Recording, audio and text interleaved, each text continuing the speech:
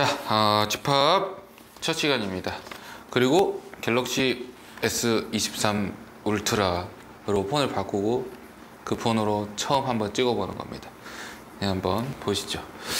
이제 수학하를 나갈 때 처음에 집합부터 공부를 하게 되는데, 왜 집합이란 말을 어디서 처음 들어봤을까? 약간 체육 시간에 이렇게 쌤들이, 그죠? 3학년 아니지, 1학년이지. 1학년 3반 집합 이렇게 하면 어떻게 돼? 모입니까? 모임? 애들 다 모이지. 그래서 이게 모일 집자에 모일 합자예요. 합할 합자인가? 하여간 나 한자쌤 아니니까 몰라도 되겠죠. 그래서 이 집합을 공부하는 데 있어서 우리가 다항식의 연산에서도 마찬가지로 그때와 마찬가지로 용어 정리를 좀 할 겁니다. 알겠죠? 용어 정리 첫 번째, 이제 집합 영어로는 셋입니다. 세트, 묶음 이런 뜻이야.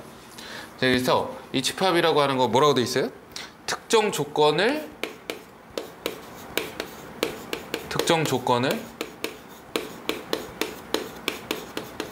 만족하는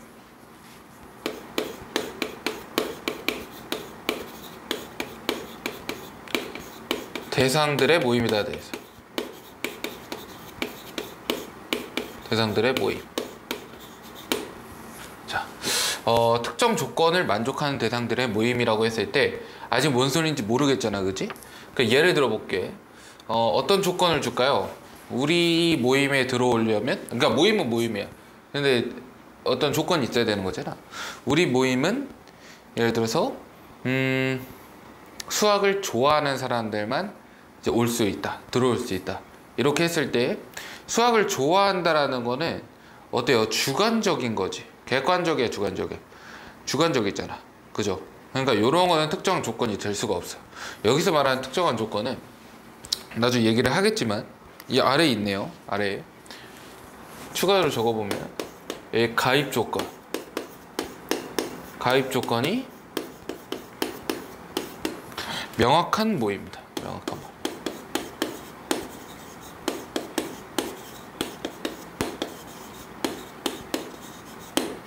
자, 그래서 아래에 예시가 있잖아.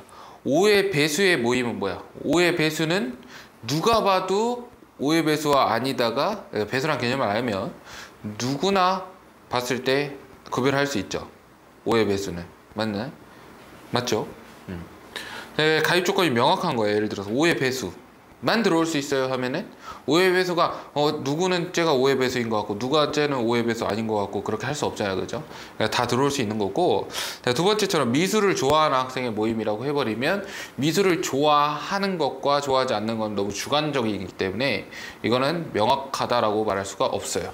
그래서 명확하다라는 거는 누가 봐도야. 오케이? 누가 봐도.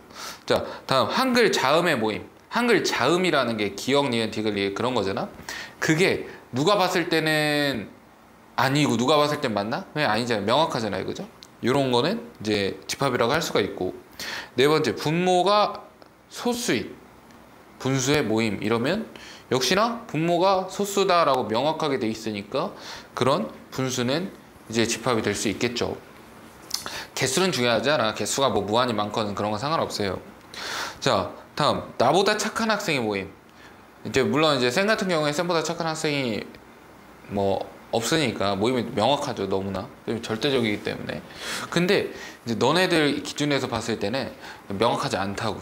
오케이, 누가 봤을 때는 나보다 쟤가 더 착하다고 느낄 수 있는 거 아니야, 그지?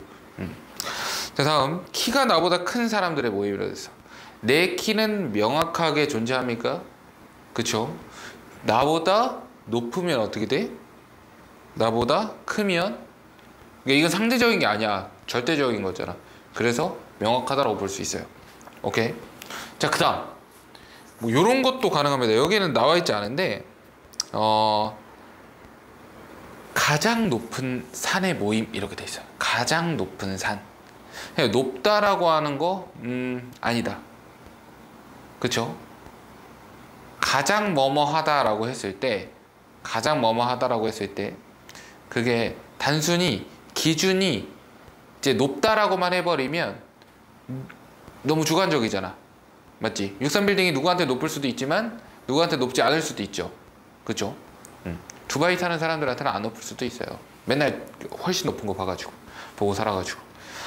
아무튼 하지만 우리가 기준을 정해주는 거지. 기준을. 예를 들어서 여기 내가 지금 이 사는 건물보다 높다라고 해버리면은 기준이 명확하기 때문에 그런 건 집합이 될 수가 있다고. 마찬가지로 가장 큰 산이라고 해버리면 세상에 하나밖에 없죠. 역시나 집합이 될 수가 있어요. 명확하기 때문에. 가장 높은 산이죠, 높은 산. 자, 일단 이런 게 이제 집합이고요. 집합이고요. 그럼 내가 여기서 알 수 있는 거 뭐야? 일단 어떤 게 집합인지를 내가 확인할 수 있어야 됩니다. 아시겠어요? 그래서 학습 목표 같은 거를 좀 이런 식으로 적어두면은 이제 이게 집합이 맞는지 아닌지 집합 확인, 이게 일단 가능해야 돼. 첫 번째. 두 번째 여기서 써놓자. 자, 다음 용어는 원소라는 용어. 원소. 원소란 말 어디서 봅니까? 저 화학에서 원소라는 말을 씁니까? 원소. 영어로는 엘리멘트예요. 엘리멘트. 이렇게. 자, 이 원소는 뭐냐면 이 집합을 구성하는 각 대상이 집합의 구성 요소라고 볼 수 있죠. 집합을 구성하는 각 대상이다. 자, 뭐 실생활로 따지면 모임의 구성원이 되겠어. 구성원.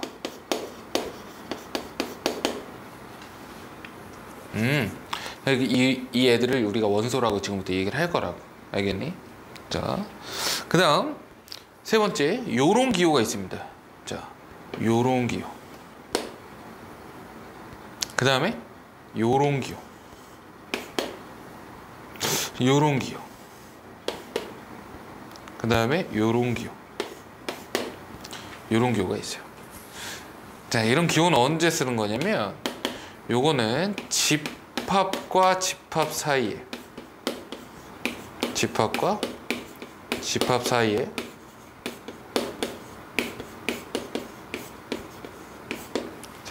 포함 관계를 나타낼 때 씁니다.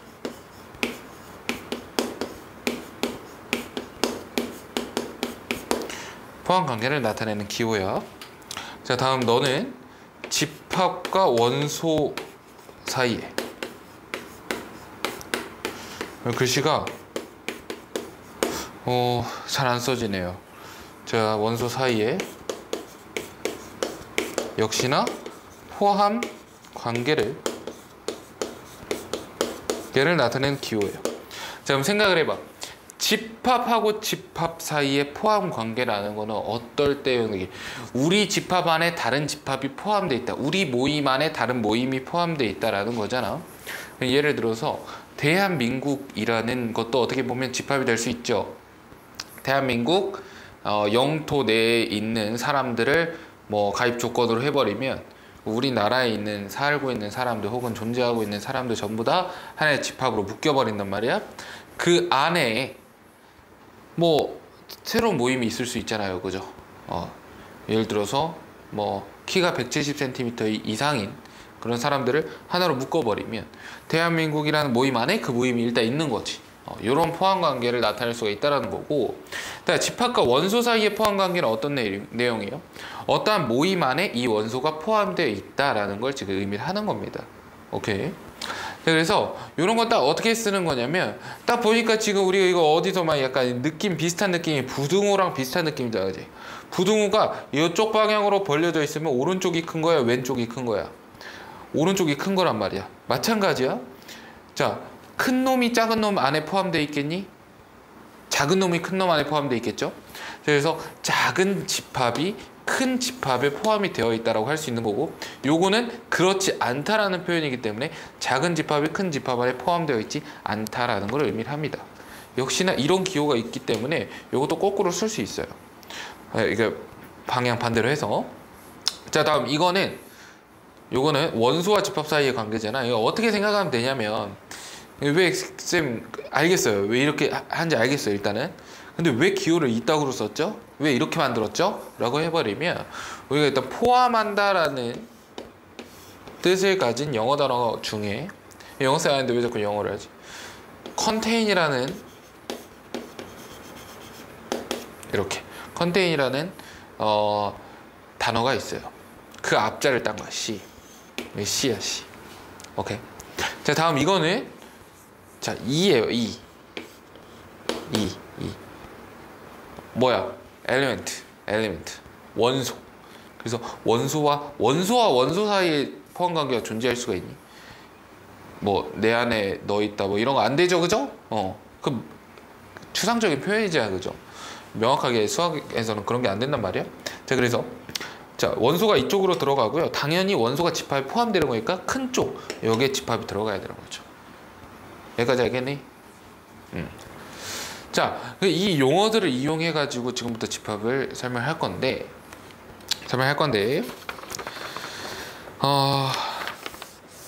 한번 해봅시다. 일단 집합을 확인할 줄을 알아야 되고요. 이것만 알면 되네 여기서는. 그쵸? 요 용어 정리에서는 이게 집합이다라는 것만 우리가 확인할 줄 알면 됩니다. 넘어가 볼게요. 옆에 표현 방법.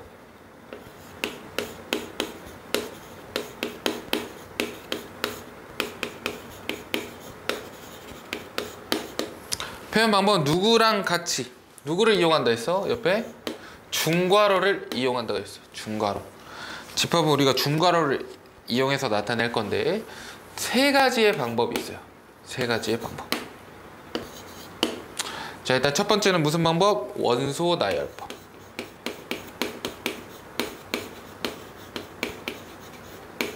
원소 나열법.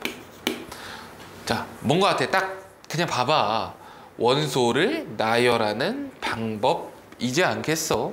그지? 이게 우리가 한국어로 되어 있는 한국어로 다 번역을 해놨기 때문에 우리가 한국인이라면 충분히 이 뜻을 유추할 수가 있다고 해.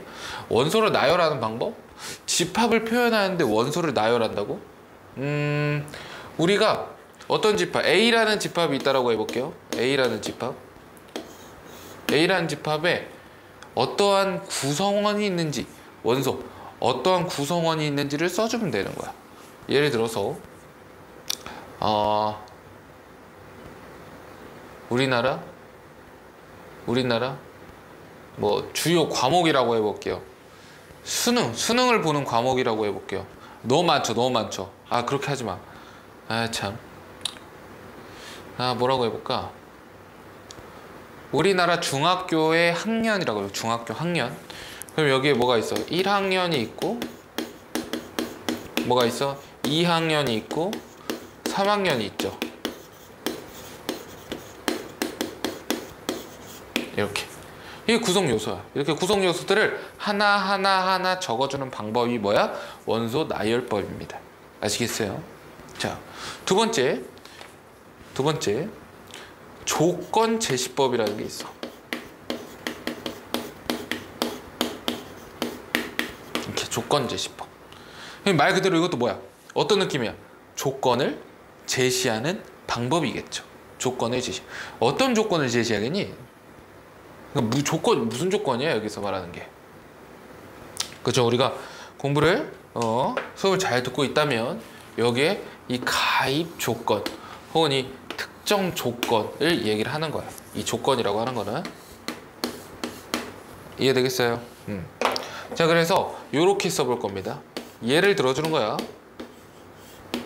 자 우리 모임은요 요렇게 생긴 애들만 들어올 수 있어요 라고 일단 말을 해줘. 오케이? 이렇게 씁니다. 자 이렇게 생긴 애들만 들어올 수 있는데요, 이렇게 생긴 애들은 이러한 조건을 만족해야 돼요를 여기에다 써줄 거예요. 자 이렇게 x는 6의 약수 이렇게 한번 써볼게. 그죠? 이렇게 생긴 애만 들어올 수 있어요. 근데 6의 약수예요. 그 말은 뭐야?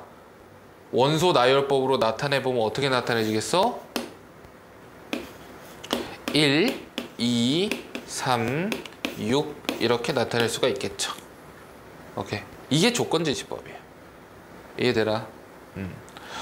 자, 만약에 여기에서 쌤, 그러면 사실상 여기에 있는 이 녀석과 여기에 있는 이 녀석은 꼭 같아야 하나요? 라고 물어봤을 때 일단은 6의 약수를 내가 원소로 가지고 싶다면 1, 2, 3, 6을 원소로 가지고 싶다면 이렇게 여기 두 개가 동일한 게 맞고요. 자, 꼭 x로 쓰지 않아도 됩니다.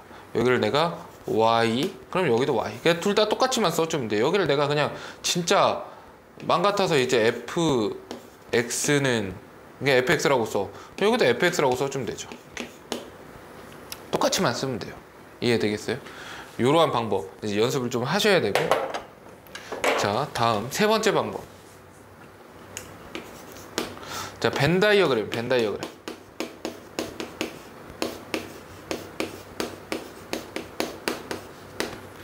자, 요거는 조금 어려워, 그죠? 왜냐, 한국어가 아닌 것 같아, 딱 봐도, 그죠?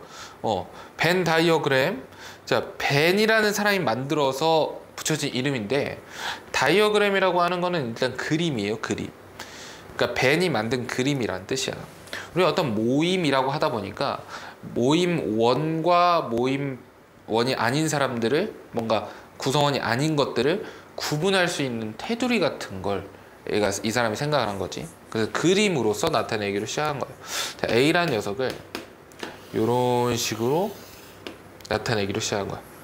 그러면은 이 A 안쪽에 있는 거, 둘러싸여 있는 이 안쪽에 있는 거는 우리가 집합 A의 뭐 구성원이다라고 하는 거고, 자, A 바깥쪽, 모임 이 테두리 바깥쪽에 있는 애들의 구성원이 아닌 애들이다라고 할 겁니다. 그러니까 여기 원소는 여기 들어가는 거고, 원소는 여기 원소가 아닌 애들 안 들어가겠지. 역시나 이 6의 약수를 이렇게 한번 나타내 보면 여기가 1하고 2하고 3하고 6이 이렇게 들어가겠죠. 지금 그럼 여기는 뭐를 쓰는 거야? 원소 나열법처럼 쓸 수 있겠네요. 오케이. 근데 벤 다이어그램은 주로 언제 쓰냐면 관계를 볼 때 씁니다. 관계. 집합이 2개, 3개, 4개 막 이렇게 나올 때, 여러 집합이 나올 때 그 집합들 사이에 어떠한 관계가 있는지를 알아볼 때 벤 다이어그램을 이용을 합니다. 혹은 뭐 개수 이런 거 찾을 때 벤 다이어그램 많이 이용을 해요. 오케이. 자, 그러면 요 세 가지를 배우면서, 요 세 가지를 우리가 알면서, 요 세 가지를 배우면서 왜 배웁니까, 이거를? 우리의 목적이 뭐야? 우리의 목적은 일단은 아까 집합이, 그러니까 예를 들어서 어떤 나한테 뭘 줬을 때 이게 집합인지 아닌지를 확인할 수 있어야 되고, 내가 집합을 만들 수 있어야 되고, 그지? 그 집합을 표현할 수 있어야 돼요. 어떻게? 원소 나열법으로, 혹은 조건제시법으로, 혹은 벤 다이어그램으로 다 표현할 수 있어야 됩니다. 그게 목적이야. 그걸 연습해야 돼. 자, 봐봐. 원소 나열법의 단점이라고 하면 뭘까? 단점. 장점부터 볼까? 장점. 장점은 대놓고 눈에 보여. 뭐가? 1, 2, 3, 6, 6의 약수가 대놓고 다 보여요. 오케이? 여기서 그냥 찾으면 돼. 근데 단점은 뭐냐면, 지금 이거 4개니까 이렇게 썼지. 우리가 나열하는 데 있어서 원소가 100개야. 그럼 다 쓸 수 있나? 못 쓰죠. 그러니까 원소가 많을 때는 원소 나열법이 조금 불리합니다. 아시겠죠? 벤 다이어그램도 조금 불리하겠죠. 이 안에 원소를 쓰는 거기 때문에. 자, 그럼 조건제시법의 장점 뭐겠어? 원소가 많아도 그 성질만 정확하게 알고 조건만 정확하게 알면 집합을 표현할 수 있더라. 이게 장점입니다. 오케이. 그러니까 단점이란 거 뭘까? 단점. 조건제시법의 단점은 우리가 바로 확인이 어려울 수 있어요. 그러니까 원소를 바로바로 찾기가 어려울 수가 있어. 직접 하나하나 대입하면서 혹은 나열하면서 확인해 봐야 돼. 이렇게. 오케이. 원소가 많을수록 더 그러겠죠. 문제를 풀 때는 결국에 우리가 요거를 쓸 거 아니야. 요거를 많이 안 쓴단 말이지. 요거를 쓸 건데 요걸 찾아내야 되잖아. 우리가 이 조건을 해석을 해야 된단 말이에요. 그게 조금 어려울 수 있다는 단점은 있습니다. 하지만 장점은 뭐 원소가 많을 때 그걸 다 표현할 수 있다라는 게 장점이 되겠죠.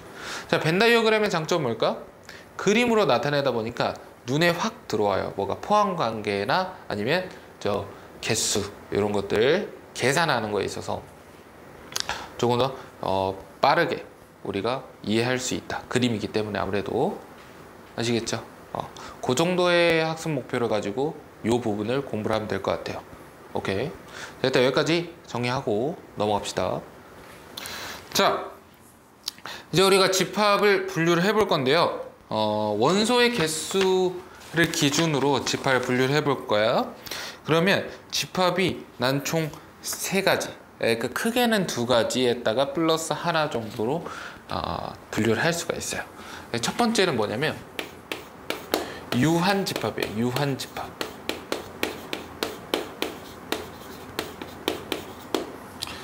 자, 유한 집합이라는 것과 두 번째 무한 집합이라는 게 있어요. 무한 집합.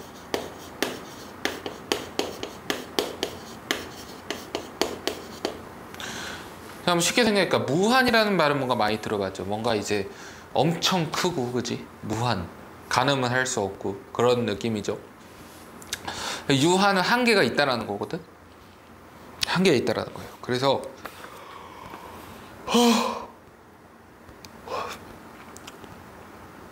유한이라는 건 한계가 있다라는 거거든. 한계. 자, 그래서 이렇게 한번 생각해 볼 겁니다. 원소의 개수를 셀 수 있다에 있을 유자. 원소의 개수를 셀 수 있으면 유한 집합이고요. 원소의 개수를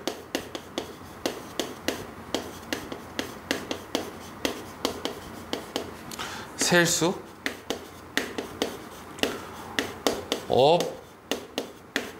없다 해서 없을 무자 쓴 거죠. 그래서 원소의 개수를 셀 수 있으면 유한집합이고요.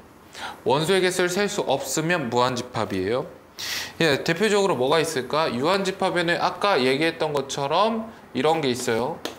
집합 A는 1, 2, 3, 6 이런 애들이 있어요. 원소 몇 개야? 4개죠? 맞죠? 자, 다음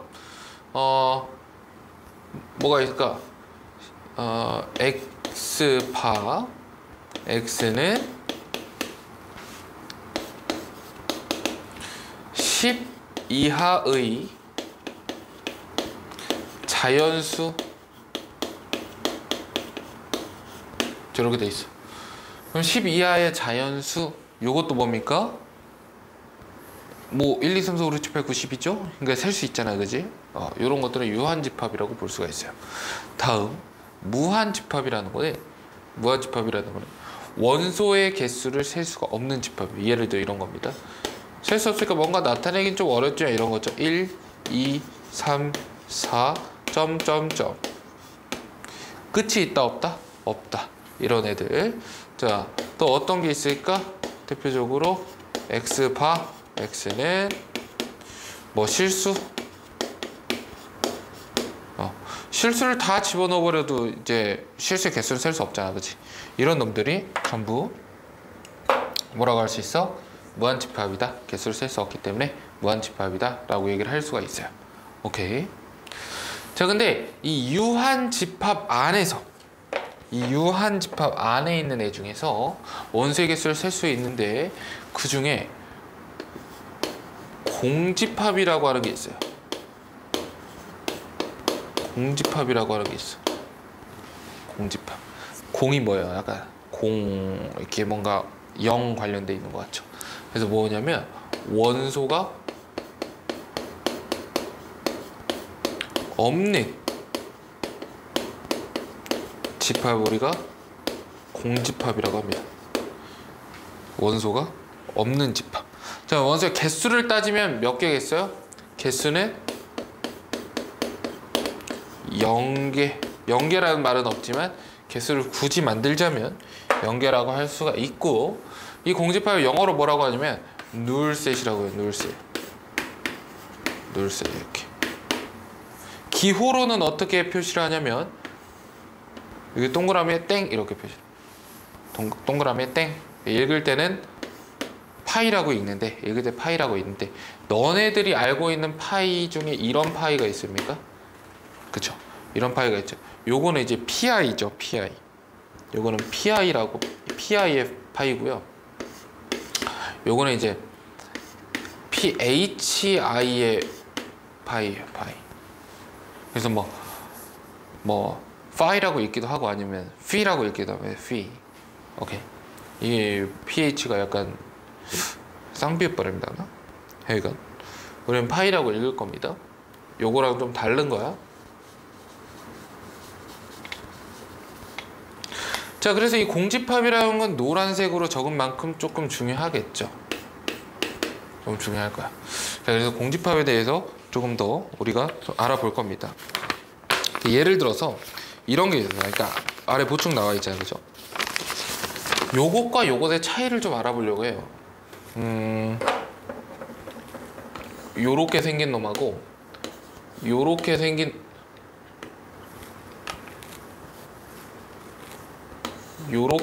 놈의 차이를 좀 알아볼까 해. 자, 일단 이 녀석은 뭐예요? 이 녀석은 그냥 공집합입니다. 공집합. 맞죠? 근데 이 자식은 뭐냐면 일단은 요 자식이 요 기호가 들어와 있기 때문에 요거는 어떠한 집합을 나타내 주는 거야. 이해됩니까? 이렇게 중괄호가 있으면 이거 일단 집합이란 말이야. 어떤 하나의 집합이야. 그렇게 따지면 요 자식은 뭐라고 볼 수 있냐면 이 집합의 원소다라고 볼 수가 있겠죠. 원소다라고 볼 수가 있죠. 이해됩니까? 근데 이게 공집합이야? 이게 공집합이야? 공집합은 뭐라 했어? 원소가 없는 집합이죠. 근데 요 원소가 없는 집합을 집합기호로 이렇게 나타냈나? 그게 아니고, 물론 그렇게 해석을 할 수도 있어요, 나중에. 근데 우리가 이거를 해석할 때는 어떻게 해석을 해야 되냐면 요렇게 해석을 해야 돼요. 우연히 그냥 모양이 똑같은 놈이야. 이해됩니까? 우연히 똑같이 생긴 거야. 그냥 공집합을 우리가 기호로 어떤 기호를 가져와서 내가 썼을 거 아니야. 맞아? 어떤 기호를 가져와서 썼을 거라고. 연산기호 쓸 때 뭐 세모 이런 거 쓰잖아. 세모 이런 거 쓴단 말이야. 그런 것처럼 이 파이라는 게 원래 있었어요. 원래 있는 기호인데 원래 있는 기호를 갖다가 여기다가 가져와서 써버린 거예요. 이렇게 생긴 놈이 원소로 있다라는 거. 그렇게 의미하는 거죠. 그래서 요 둘 사이에 어떤 관계가 집합이 원소를 포함하고 있기 때문에 이런 식으로 포함관계 기호를 써주면 될 것 같고, 여기까지 이해가 됩니까? 우연히 모양이 같은 그런 원소를 가지는 집합이 되는 거지 공집합이랑은 좀 다릅니다. 아시겠어요? 그 얘기를 하려고 하는 거예요. 이런 거죠, 대충. 누군가는 저거를 이렇게 썼을 수도 있겠다 이 말이지. 이거를 이렇게. 그럼 이게 원소잖아, 그죠? 그렇다고 이걸 우리가 공집합이라고 하지는 않잖아요, 그죠? 우연히 모양이 같았다, 뭐 이런 식으로 보시면 돼요. 아시겠어요?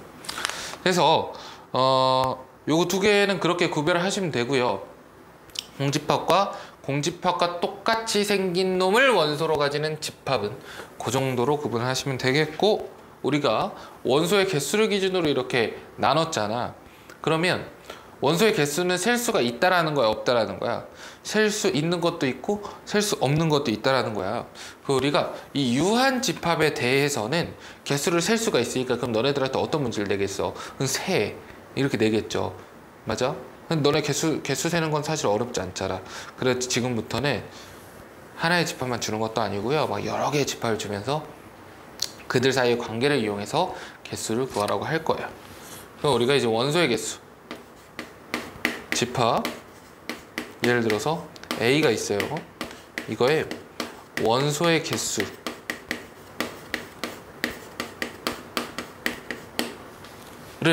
지금부터 어떻게 표현을 하기로 하냐면, 이게 많이 나올 거니까 개수니까 약간 그 한 명 한 명 이렇게 숫자 붙여가지고 넘버의 느낌으로 n 이렇게 쓸 거고요. 자, 여기다가 어떤 집합의 개수가 궁금하냐면 A라는 집합의 원소의 개수 궁금하니까 이런 식으로 나타낼 겁니다. 예를 들어 B라는 집합의 개수면은 NB 이렇게 나타낼 거예요. 오케이. 자, 그럼 공집합 같은 경우에는 이렇게도 나타낼 수가 있겠죠. 공집합 이렇게. 그럼 이건 항상 얼마가 되는 거야? 0이 되는 거야. 이해되겠니? 자, 한 번 더. 요게 들어왔어. 그러면 너는 얼마가 되는 거야? 1이 되는 거야. 차이를 알겠어? 자, 여기 또 여기서 벙찌는 학생이 있겠죠? 자, 지금 보면 이런 거잖아. 집합 너의 원소의 개수라는 뜻을 갖고 있잖아. 이래서 개념이 중요한 거라고. 그럼 이 집합의 원소의 개수는 몇 개야? 원소 이거 원소 있잖아. 하나죠. 하나. 그 다음에 요 집합의 원소의 개수 몇 개야? 이건 공집합이잖아. 이걸 집합으로 보느냐 이걸 원소로 보느냐의 차이라고 이게 지금. 알겠니? 자, 그래서 우선 여기까지 조금 정리를 하시고 뒤에 부분을 좀 넘어갈 건데, 자, 그러니까 여기서는 요 차이 당연히 아셔야 되고요. 원소의 개수에 따라서 이게 유한집합인지 무한집합인지 공집합인지를 알 수 있어야 하고, 일반적으로 하나의 집합에 대해서는 그 집합의 원소의 개수도 우리가 알 수는 있어야 된다가 이번 시간에 학습 목표가 되겠네요. 아시겠나? 정리하시고 넘어갑시다. 자, 안녕. 부분집합이라는 걸 오늘 이제 부분집합이라는 걸 공부를 할 건데, 부분집합의 정의를 한번 보자. 정의 한번 읽어봅시다. 집합 A에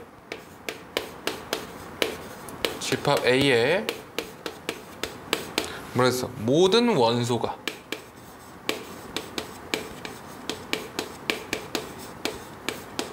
집합 B에 속할 때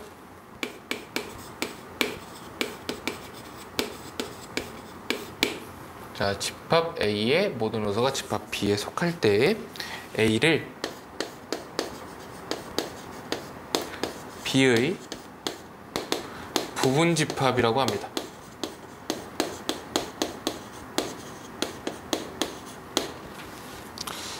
이라고 하고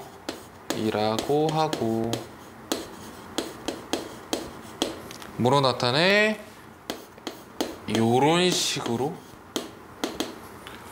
나타낸다.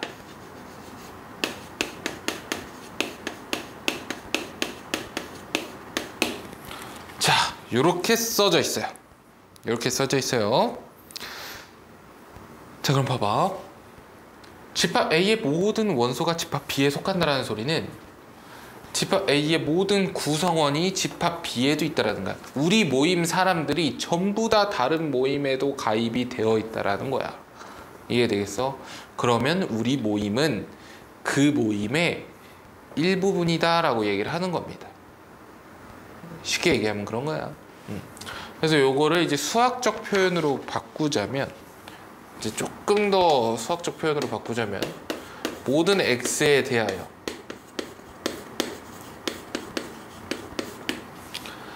자, 만약에 x가 이건 어떻게 받아들여? x가 a의 원소다라는 거지. a의 원소인 어떤 x가 항상 모든 x에 대하여니까 b에도 속해 있으면 이제 이면 그거 어떻게 되는 거야? a가 b의 부분집합이다 라고 얘기를 하는 거죠. 요거 이다 이렇게. 자, 근데 이러한 포함관계는 언제 뭐라고 했었죠? 집합과 집합 사이의 포함관계다라고 해서 B라는 집합이 우리의 A라는 집합을 포함하고 있고, B라는 집합이 조금 더 뭐 크거나 뭐 그렇게 우리가 받아들일 수 있다 그랬어요. 이렇게 이게 부분집합이야. 그러니까 조금 더 쉽게 한번 설명을 해볼까? 이런 거죠. A라는 집합에 1, 2가 있어. 그 다음 B라는 집합에 1, 2, 4, 8이 있어. 이렇게 한번 생각을 해봐. 1하고 2는 A라는 모임에도 있지만 B라는 모임에도 있죠. 맞아요. 그리고 또 이렇게도 받아들일 수가 있지. A에 있는 모든 원소가 B에도 있죠. 이런 경우에 우리는 A, B 사이 어떤 관계? B가 A를 포함한다, 혹은 A가 B의 부분 집합이다라는 그런 관계로 우리가 인식을 할 수가 있는 겁니다. 자, 그래서 요거를 벤 다이어그램으로 그려보면, 1하고 2는 A 안에 있고요. 근데 이 B라는 자식도 1, 2가 있어요. 그러니까 1, 2, A를 포함한다라는 거고, 4하고 8은 A는 아니지만 B는 포함을 하고 있기 때문에 이렇게 쓸 수가 있어요. 그럼 A라는 모임이 만들어지기 전에 이미 B라는 애는 1, 2, 4, 8을 원소로 갖고 있는 거잖아, 그지? 맞나? 그 다음에 A는 1하고 1을 원소로 가지고 있기 때문에 그럼 이렇게 그릴 수가 있는 거고요. 요거는 A가 먼저인지 B가 먼저인지는 모르겠어. 오케이? 이렇게 받아들여도 됩니다. 두 가지로 내가 해석을 해볼게. B라는 모임에 원래 1, 2, 4, 8이 있었는데 1, 2가 지들끼리 좀 친해가지고 야 우리끼리 모임 하나 만들자 해서 A를 만들 수도 있고요.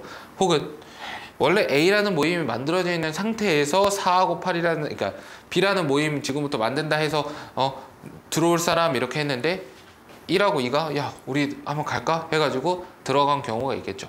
근데 그 둘 모두 이 B라는 놈이 A라는 모임을 포함을 하고 있다라고 알고 있는 겁니다. 오케이, 포함을 하고 있다 이렇게 얘기를 할 수 있는 거예요. 아시겠어요? 자, 그래서 요거는 부분 집합의 표현 기호기도 하네요. 지금 보면 집합과 집합 사이의 포함 관계이기도 하면서 부분 집합의 포함 관계이기도, 부분 집합을 표현하는 그런 기호이기도 하다라고 우리가 받아들여 봅시다. 아시겠죠? 자, 이 부분 집합의 성질을 좀 알아봅시다. 성질. 일단 크게 두 가지가 있어요. 크게. 자, 첫 번째, 공집합이 A의 부분 집합이다 라고 돼 있어요. 맞나 한번 확인해 볼까? 부분 집합의 정의에 따라서 너의 원소 없죠? 이런 거 아니야? 그냥 비어 있는 거. 가능한가? 사실 이런 거죠. 내가 어떠한 집합을 만들어도, 자, 생각을 해봐. 내가 어떠한 이렇게 집합을 만들어도요, 그 사이에 어떠한 빈 공간은 무조건 존재해요. 그죠? 그럼 그 빈 공간에 난 동그라미 해놓고 이거 공집합이야 라고 해버리면 어떠한 집합이든 이 공집합을 부분 집합으로 가질 수밖에 없더라 라는 거예요. 이해되나? 그러니까 원래 이거잖아. 원래 여기에 포함된 원소가 여기에도 있으면 되잖아. 근데 여기에 있는 원소가 없잖아. 그러니까 빈 공간이에요. 근데 A에도 빈 공간이 있을까? 요걸 확인하면 되는 거죠. 근데 빈 공간은 얼마든지 만들면 존재하기 때문에 요거는 이렇게 그냥 알고 있어도 됩니다. 공집합은 모든 집합의 부분 집합입니다. 자, 공집합은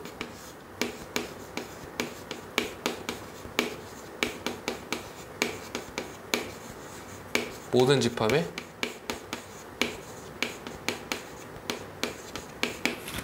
부분 집합이다.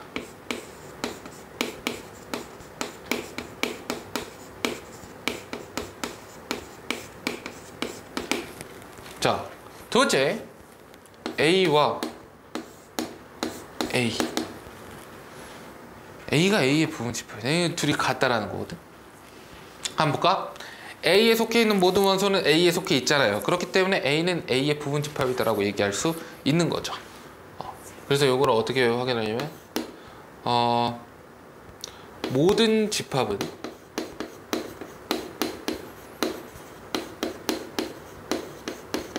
자기 자신의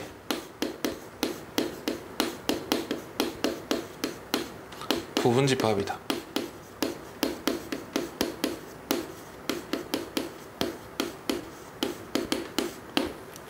이렇게. 여기까지 어려움 없이 해석이 됩니까?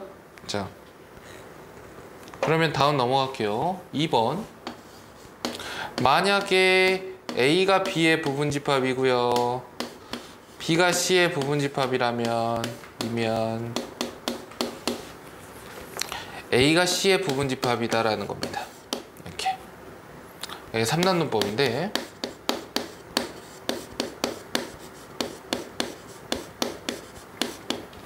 그러니까 쉽게 생각하면 이런 거예요.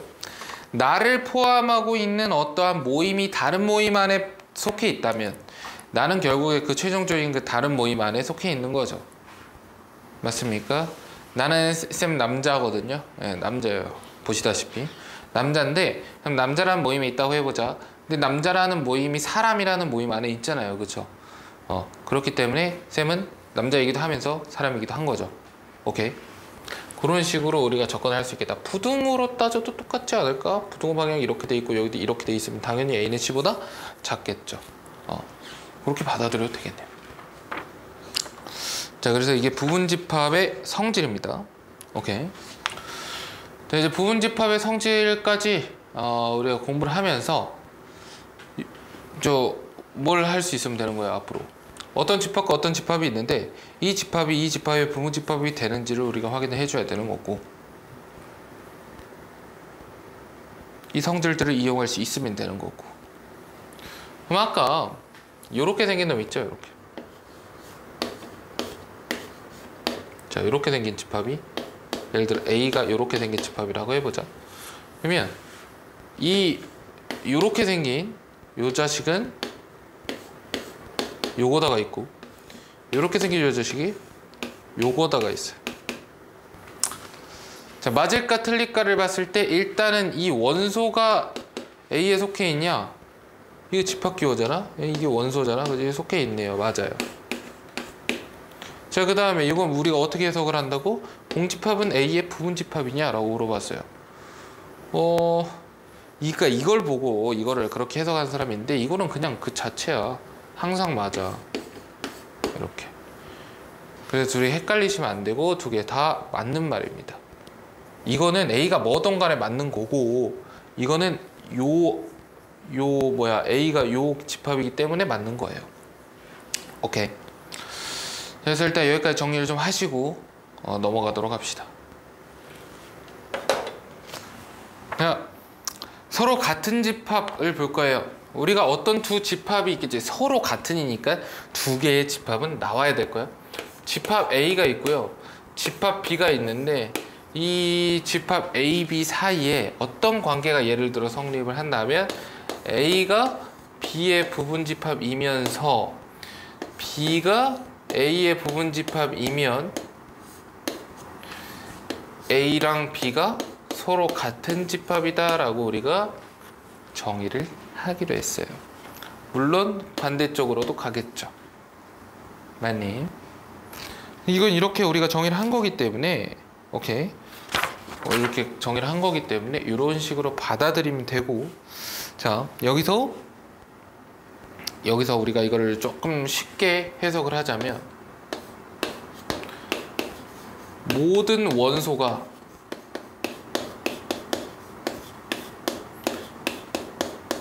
같다,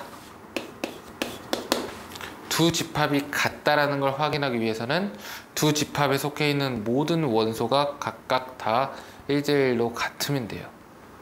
오케이. 그렇게 우리가 받아들이시면 될 것 같고요. 다음 진 부분집합이라는 게 있어요. 진 부분집합.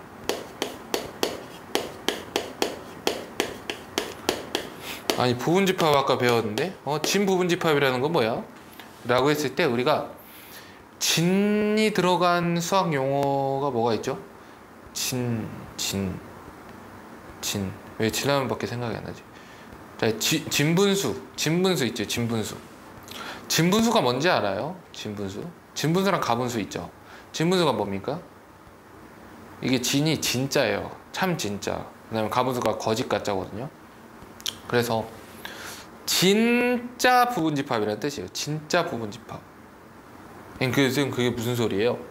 우리가 아까 부분집합을 얘기를 하길, 부분이라고 하는 건 사실은 나의 일부분이다 라고 얘기를 하지, 내 전체를 나의 일부분이라 얘기하지 않아. 이해가 됩니까? 그러니까 어떠한 부분이라는 걸 나타낼 때, 아까는 이제 이런 것도 가능했잖아. 모든 집합은 자기 자신의 부분집합이다라고 했잖아. 그러니까 내가 나의 부분집합이다가 말이 되는 거였단 말이야, 부분집합에서는. 그지? 근데 사실 그건 내가 내 어떠한 부분이 아니잖아. 그죠? 그렇게 부분이다라고 얘기하지 않고 그냥 내가 내 자체잖아, 그지? 전체잖아. 그런 식으로 표현하려면 이 부분이라는 말이 사실상 잘 안 맞는다라고 해서 진짜 부분집합은 그럼 너 자체는 좀 빼라 라고 한 겁니다. 그래서 이렇게 생각하면 돼요. 진 부분집합은 자기 자신을 제외한 부분집합이라고 할 수가 있어요. 이렇게 자기 자신을 제외한 부분집합. 한번 해볼까? 아까 이제 부분집합하고 진 부분집합을 했었으니까 예를 들어서 일단 해볼게요. 집합 A가 1, 2, 3, 6 해볼게요. 그냥 1, 2, 3 이렇게. 그러면 A의 부분집합을 한번 봐볼게요. 부분집합. 그럼 어떻게 돼? 자, 부분집합이라고 하는 건 1부분이라 그랬잖아. 우리는 부분집합을 항상 분류를 할 때는 원소의 개수로 똑같이 분류를 해볼게. 원소가 아무리 많아봐야 몇 개? 4개잖아. 그러면 이 4개를 가지고 그 안에서 새로운 모임을 만들었을 때 모임의 원소가 가장 적을 수 있는 상황은 몇 개일 때입니까? 바로 0개일 때죠. 모임을 만들었는데 아무도 안 들어왔을 경우. 맞니? 자, 다음 모임의 원소가 1개일 수 있고 2개일 수 있고 3개일 수 있고 4개일 수 있는 상황이라고.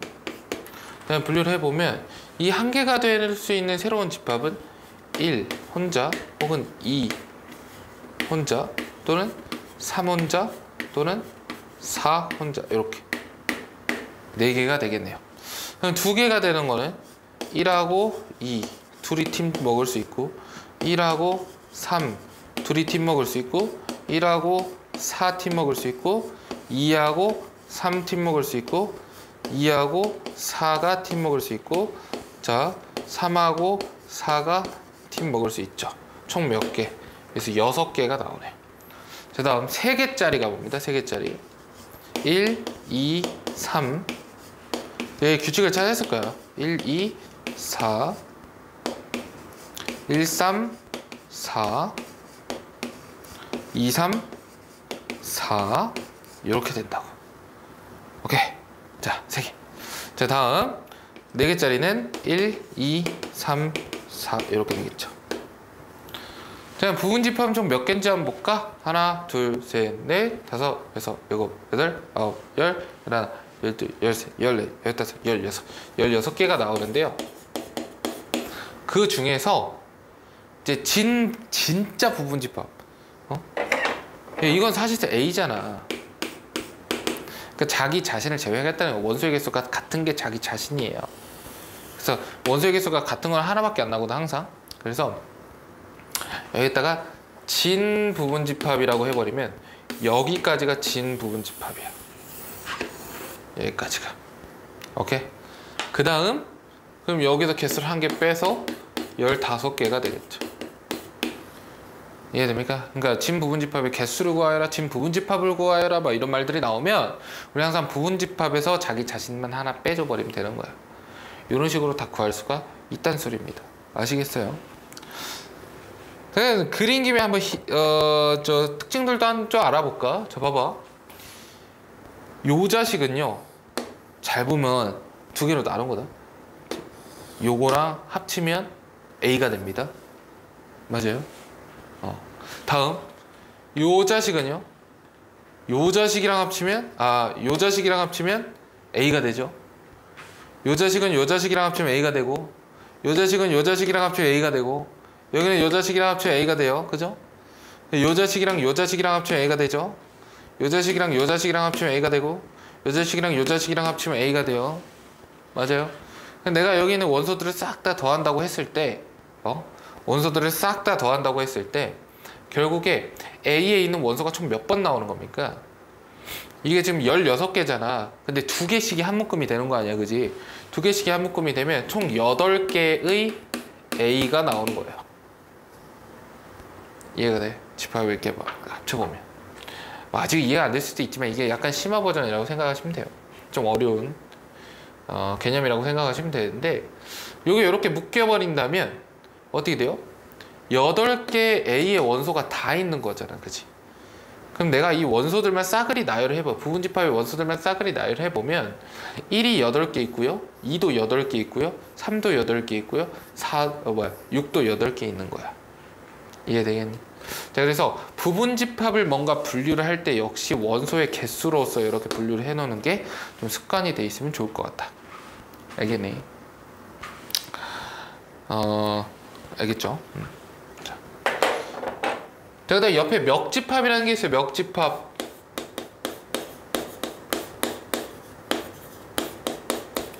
멱집합이라는 것도 잠깐 얘기를 해봐. 여기다 하지 말고. 여기다 일단 멱집합만 써볼까? 멱집합. 어디다 쓰지? 여기다 쓰자 그냥. 멱집합. 보통은 뭐의 멱집합 이렇게 하는데, 요거는 이게 파워셋이라고 해요. 파워셋. 오케이. 발음 꽤 좋았나요? 파워셋. 몰라요? 자, 멱집합이라는 건 뭐냐면 어떠한 그 집합의 멱이라고 하는 건 이제 좀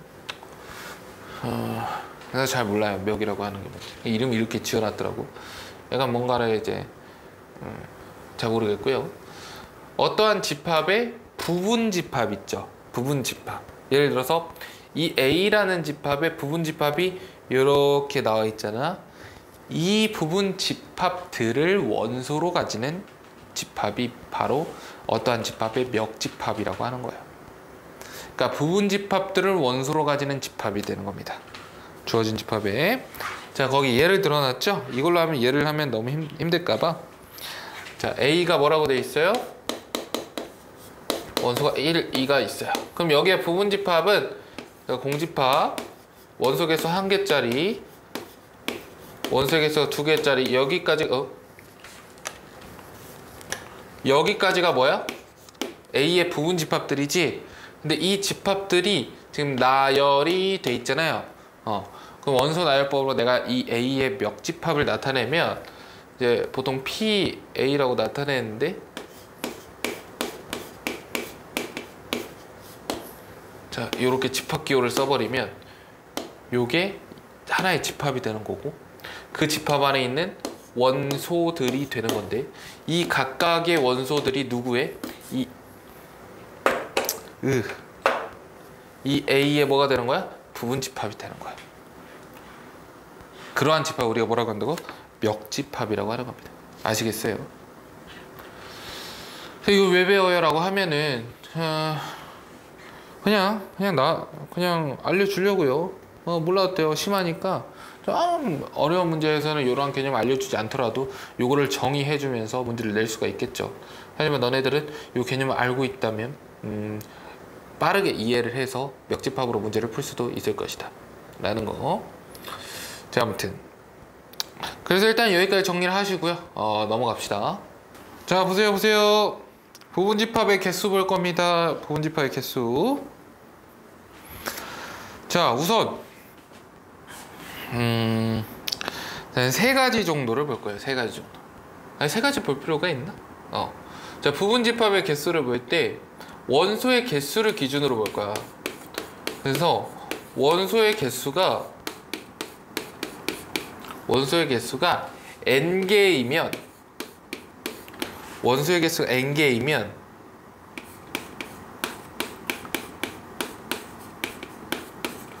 부분집합의 개수는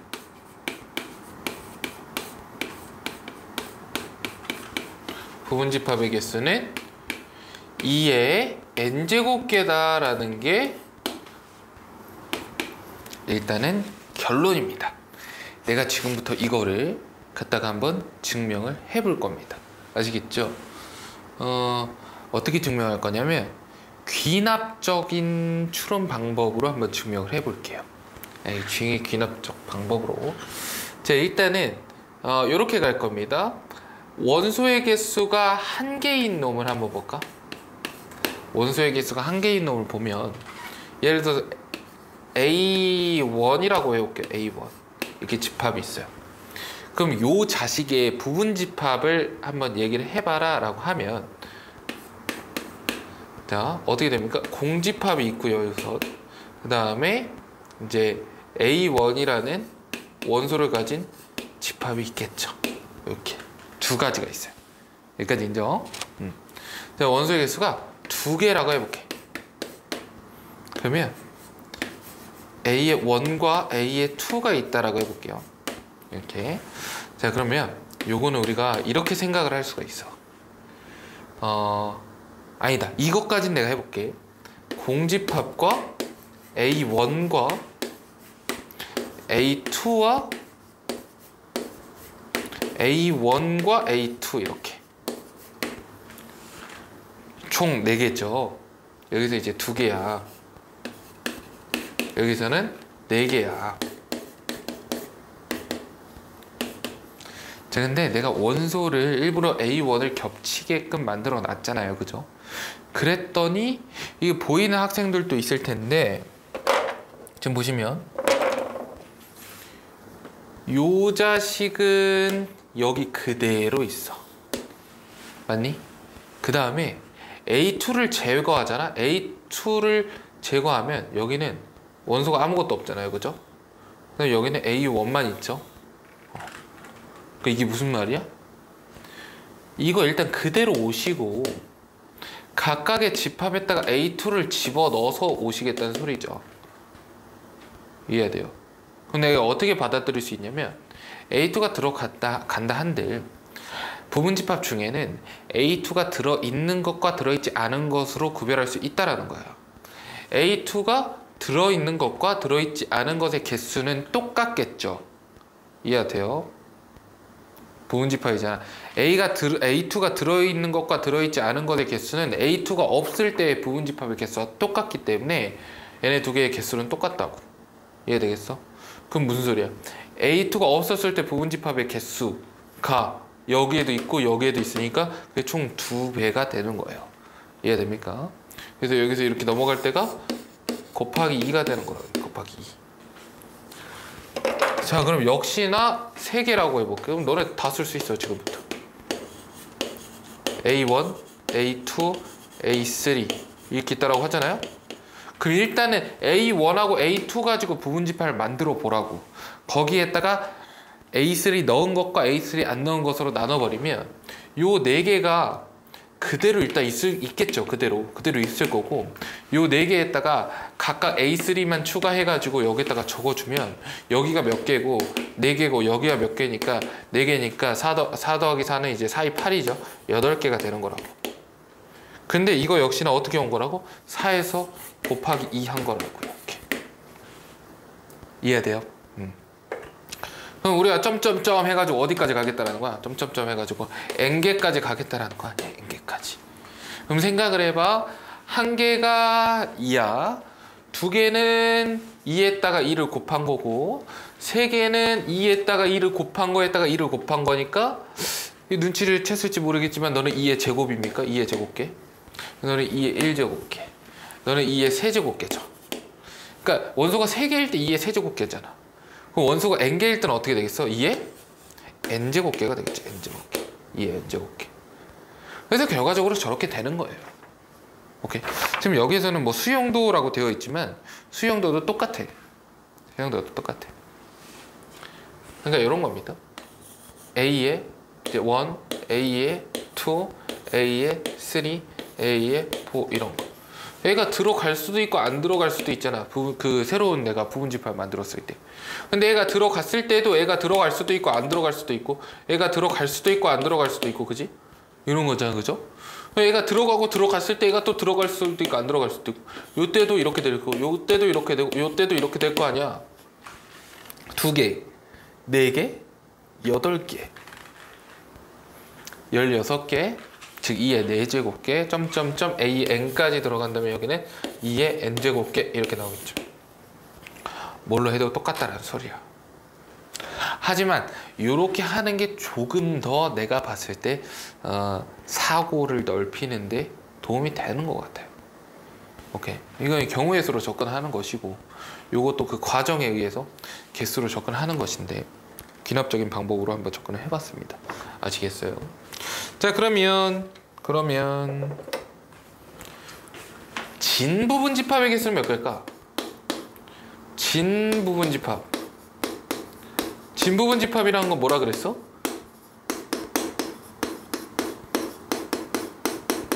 진 부분 집합이라는 거 뭐라 했어? 부분 집합에서 나 뺀 거죠. 나 뺀 거. 자기 자신 뺀 거. 그러니까 부분 집합 개수가 총 2에 n제곱 개 있었는데 그 중에서 나 하나만 빼는 거잖아. 이렇게. 개수가 이렇게 되겠죠. 이렇게 괄호 묶어야겠다. 이렇게. 얘 n 마이너스 2의 n제곱 마이너스 1개. 진 부분 집합의 개수까지 우리는 구할 수가 있다라는 거야. 항상 부분 집합에서 시작을 하는 거야. 이해되겠어? 요게 이제 기본이고요. 그다음 특정한 원소를 포함하거나 포함하지 않는 부분 집합의 개수를 구하래. 근데 이제 이건 괜찮아. 이제 요 원리를 가지고 와서 세 번째 걸 해볼 건데, 이것도 어렵지 않습니다.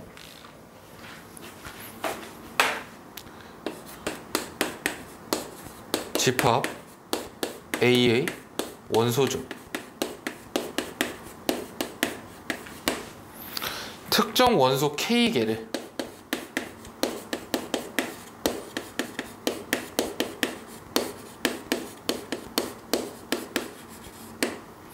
포함하거나 포함하지 않는, 이제 포함 또는 포함하는 또는 이게 뭘로 바뀌었대? 포함하지 않는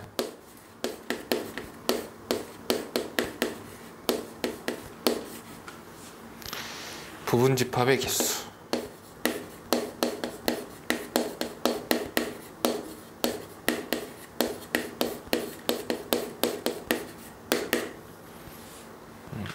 자, 가보자. A가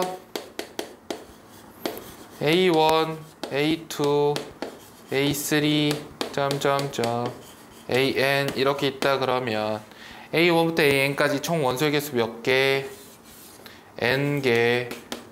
그래서 부분 집합의 개수 2N제곱개, 진부분 집합의 개수 2N제곱 마이너스 1개 이렇게 나올 건데요. 여기에서 특정 원소 K개를 포함을 한다라고 해볼게. 나는 이거의 부분 집합을 볼 건데 A1은 꼭 포함을 해라 너네 라고 한다면, 그럼 결국 우리는 뭐만 구하는 거야? A1은 이미 들어가 있으니까 나는 이 나머지 n-1개로 뭔가를 부분 집합을 만들면 되잖아. 거기다가 A1만 다 추가해주면 되잖아. 그지? 이해가 되나? 그럼 역시나 야 너네 A1하고 A의 3, 이거 왜 AN하고 비슷해 보이냐? 자, A의 3 요 두 개는 꼭 포함을 하세요 라고 하면 이 두 개는 나중에 맨 나중에 넣어줄 거고, 나머지 n개 중에서 그 두 개를 빼고 n-2개 중에서, 그죠? n-2개로 만들 수 있는 부분 집합을 싹 나열해 놓고 거기다가 뭐만 각각 다 추가해 주면 돼. A1하고 A3만 추가해 주면 되는 거죠. 결국에 없다시피 해도 된다라는 거야. 특정한 원소를 K개를 포함하든 포함하지 않든 간에 얘네들은 없다고 생각하고 부분 집합을 만들어줘도 되는 거라고. 이해되겠어? 그래서 2에 N개 중에서 K개를 뺐으니까 나머지 n-K의 개수인 애들로 이제 부분 집합을 만들면 되겠죠. 부분 집합을. 이해되겠나? 자, 뭐 그럴 일은 없겠지만 진부분 집합의 개수가 나올 수도 있겠죠. 진부분 집합. 그럼 여기에서 그냥 단순히 1을 빼면 될까? 그렇지 않아요. 포함한다라고 돼 있어. 자, 전부 다 그냥 포함한다라고만 돼 있으면 내 자신이 나올 수가 있지만, 내 자신에서 뭔가를 포함시키지 않는다라고 하면 그 부분 집합에서 내가 나올 수가 없잖아, 그지? 그런 상황을 고려를 해서 이게 될 건지 아니면 2의 n-k제곱 마이너스 1이 될 건지 이 정도는 구별을 해줄 수가 있어야 됩니다. 아시겠죠? 여기는 뭘 알면 돼요. 어떠한 상황이 나오든 간에 내가 부분집합의 개수를 전부 찾을 수만 있으면 돼. 이거는 어렵지 않아요. 공식 자체를 이해만 하고 있으면 외우는 거는 뭐 그냥 이것만 외우면 되죠. 그치? 어렵지가 않아. 알겠죠? 그래서 여기까지 정리하고 넘어갑시다.